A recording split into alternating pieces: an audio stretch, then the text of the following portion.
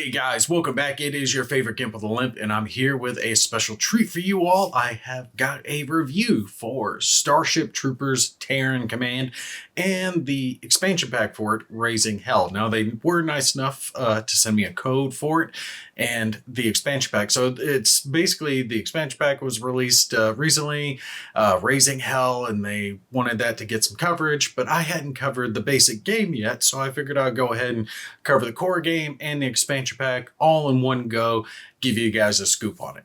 So Starship Troopers, the game, the Terran Command, is based on the movie franchise. So that really corny, over-the-top movie with Rico and all the lines from it. I mean, I love that movie. I watched it a whole bunch when I was younger. You know, Doogie Howser's in there, you know, as the psychic, you know, is going after the brain bug. And of course, the game has all the cool lines that you would expect in it.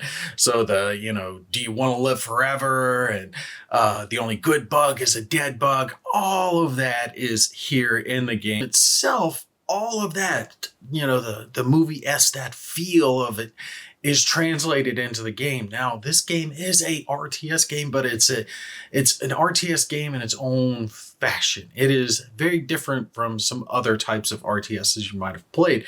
And that's because the focus on this game is more towards the single player, which works for players like me, because I love RTS games, but I don't really get into the multiplayer skirmish combat aspect of the game.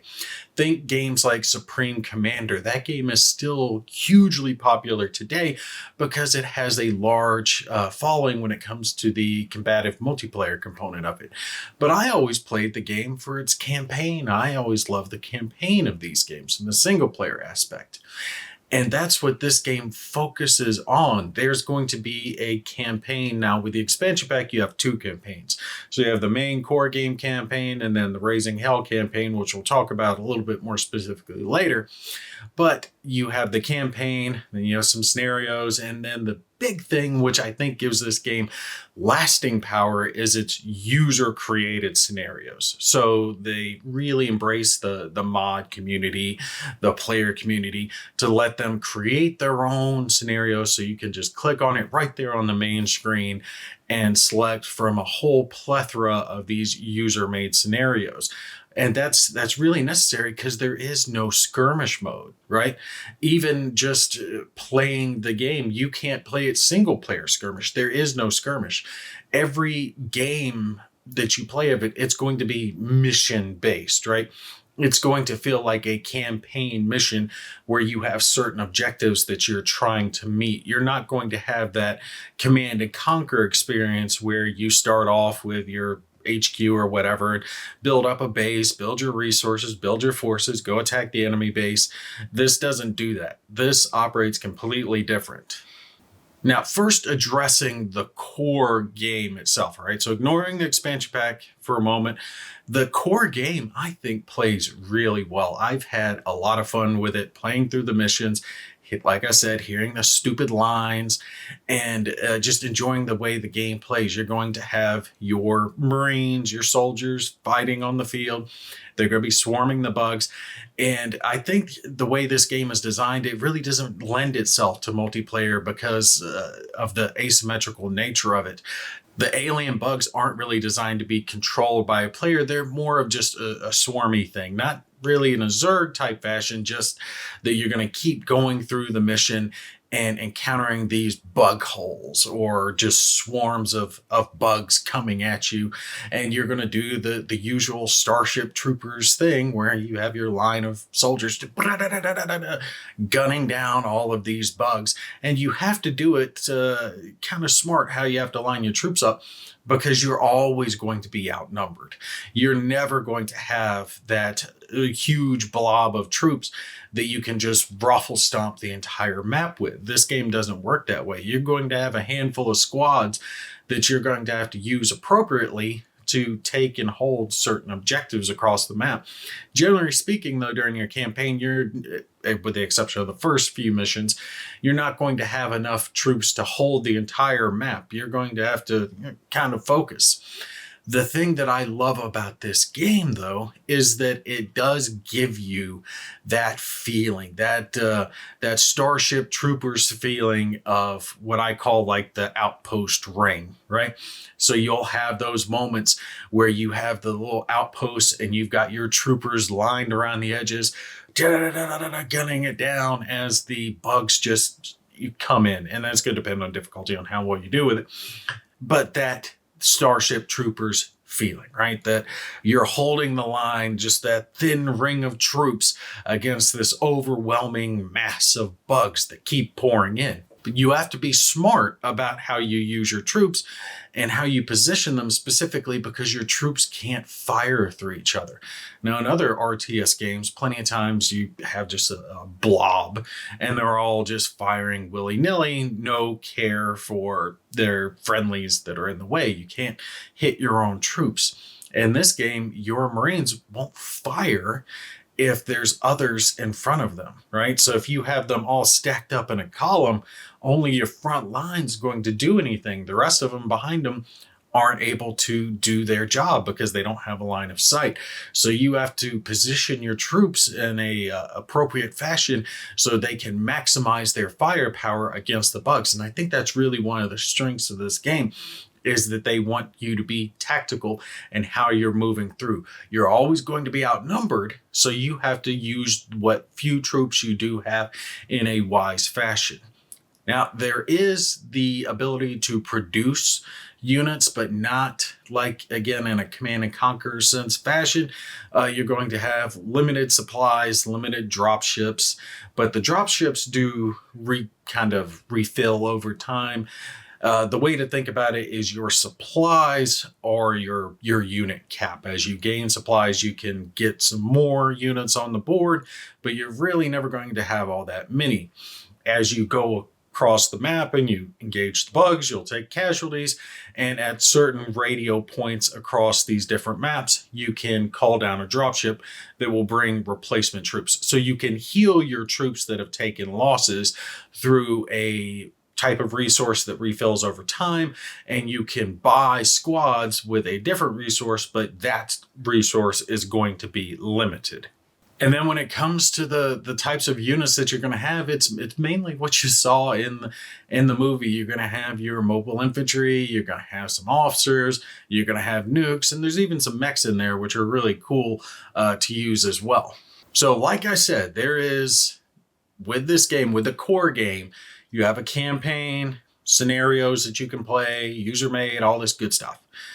When you get the expansion, Raising Hell, it gives you another campaign that's on this fire planet. It's everything about this expansion revolves around fire. All right, the bugs, the new units that are added, your own units that get new units, which is kind of hit or miss. There's really not that many of the mobile infantry that get added, but everything has to do with fire. Again, like I said, you get a campaign and the ability to create new scenarios and all the good stuff. Here's where the review takes a twist, and that's because when it comes to this expansion pack, it just didn't really sit well for me. The core game I recommend. If you're a big Starship Troopers fan, absolutely get it. If you just like the series, then get it while it's on sale. The expansion pack, I really don't think you're going to need it unless you're a die-hard fan and you want everything. And that's because they were trying to increase the difficulty with the expansion pack. That was one of the complaints that I had, is that people wanted the game to be a little bit harder, right? Some of them wanted it to be more difficult, but instead of difficult, they ended up getting tedious. And that's a fine line. Now, I think the first mission of the expansion pack really kind of shows this. Now, the others had the same type of effect, but the first one really just showed it, because it drove me nuts. I had to play through the mission multiple times to get through it.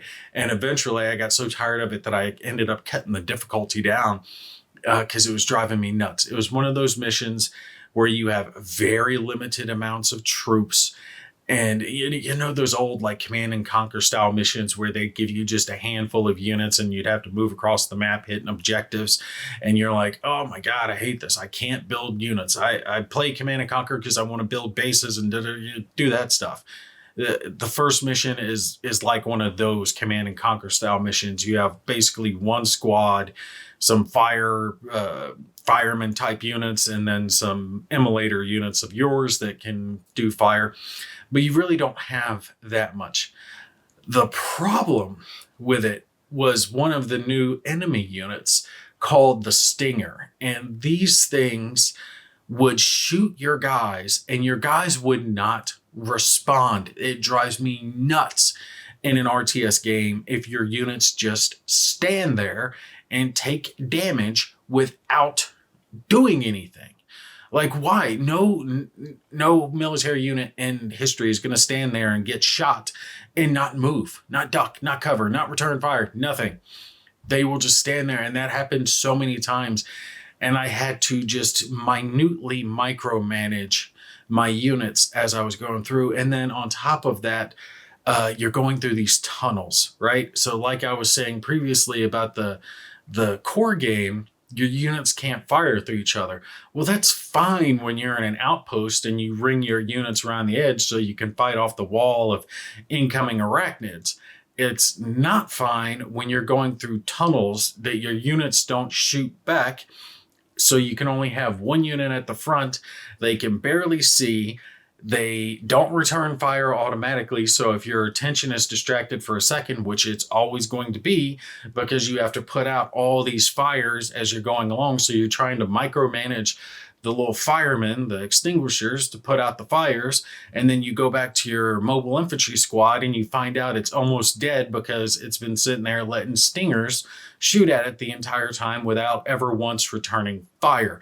It drove me nuts. Even with it on the easiest difficulty, I still barely got through it because I could not micromanage the clicks fast enough to avoid all the other little stingers. Like, you would have to just mob your units up and walk right on top of the aliens and hope you could kill them quick enough that you could bounce around to the rest, because they would not fire unless you directed them directly to shoot at these units. They would not do it. And I think part of that had to do with the area was supposed to be smoky and they couldn't see them, or I don't know what they were shooting for, but it was just tedious. It was not a mission they should have started the expansion pack with. When you're doing a new campaign, you want that first mission to be exciting, to be gripping, to pull you in. And like the core game starts on Clendathu, right? You're doing Clendathu and it's teaching you the kind of the ropes of how to play the game, but it starts there because that's where the movie starts. And it's cool to be able to see that. And instead of starting you on something like Clendathu, they start you on a mission that most people hate when it comes to RTS style games. They always try to race through those so they can get back to doing RTS style stuff. And thankfully, the later on missions do turn things around, but there's still some drawbacks to it. The stingers are always a huge pain in the ass because it's really just hard to get your units to fire back at them. And then on top of that, some of the best new units that the mobile infantry get, you don't actually get to use until the last half of the last mission of the campaign. So like those power suit guys that get added, yeah, that's great, but there's 7 campaign missions? So I'm using it on mission 7, right? Like, no, put them in there earlier. Have them on mission 5, whatever, something. Don't have the coolest new units be in the game for only a fraction of the time. And don't have me wasting my time doing a mission that I hate anyway. Start me off with a bang, not crawling through corridors, putting out fires. That was just a bad idea. I want to fight bugs, right? If I'm playing Starship Troopers, I want to shoot bugs. I don't want to have firemen running around putting out fires. If I want to be a fireman, I'll go play a fireman game. So I hate to say it, but Starship Troopers is so good. The first game, the core game, is fine. It's great. Get it on sale, don't get it on sale, it doesn't matter. Get it. It's fun. It's worth playing. The expansion pack, really, the only reason I would say get that is if you just want access to those new units, or you need it for some user-made scenarios or something like that. But truth be told, if you want that Starship Troopers feeling, that mobile infantry gunning down waves of alien bugs, you get that in the core game in spades. You really don't need the Raising Hell expansion. And it just adds so much tedious stuff. The campaign isn't worth playing. The story is forgettable. They have this new mercenary component that adds some new type of currency to it that's different but the same, and it really doesn't change a whole lot. And just, the expansion pack just isn't needed. Get the core game. You're fine. Only get the expansion pack if you're a diehard fan and you want everything. But all right, that's going to be it for me. Hope you guys enjoyed this one. Y'all take care, and I will catch you in the next one.